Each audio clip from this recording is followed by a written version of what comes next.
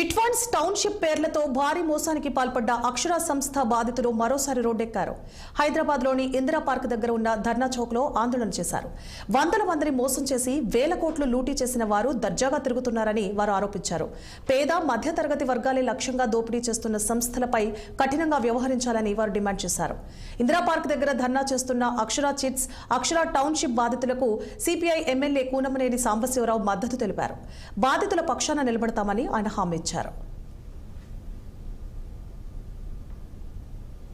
మీకు మొత్తం తెలంగాణలో 9,000 మంది ఉన్నారు. 1000 కోట్ల వరకు స్కామ్ చేసేసి బిందాస్గా తిరుగుతున్నారు. బాయిదప్తా అది కూడా గవర్నమెంట్ కుమ్మకాయ ఉందా లేకపోతే ఇద్దరిని తెలుస్తలేదు. బీఆర్ఎస్ గవర్నమెంట్ ఉన్నంత వరకు ఆయన మీద కేసులు వేసినా ఎప్పుడు ఎవరు చొరవ తీసుకోలేదు.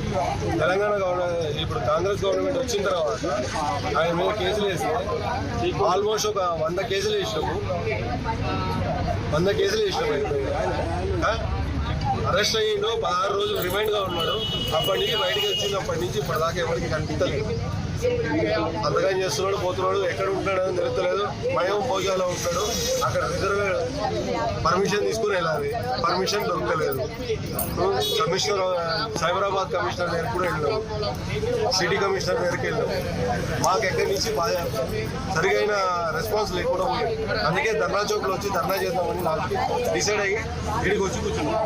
2 years తర్వాత దాన్ని 1%, 10% ప్రకారంగా నాకు ఇస్తామన్నారు డబ్బు. సరే అని నేను వెయిట్ చేశాను. నేను ఇంతవరకు 1 రూపీ కూడా తీసుకోలేదు.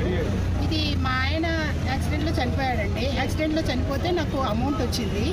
అమౌంట్ వస్తే ఆ అమౌంట్ నేను నాది ఆయన వచ్చి నన్ను రిక్వెస్ట్ చేస్తే నాకు ఈ అక్షర చిట్ ఫండ్స్ అంటే ఏంటో తెలియదు. అసలు బేసిక్గా నాకు ఏం తెలియదు. సరే నా పాపది పెళ్ళి ఉంది కదా, కొంచెం షార్ట్ టైంలో నాకు అమౌంట్ వస్తే నాకు పాపది పెళ్లి చేసుకోవచ్చు, కొంత టైం ఉంది కదా.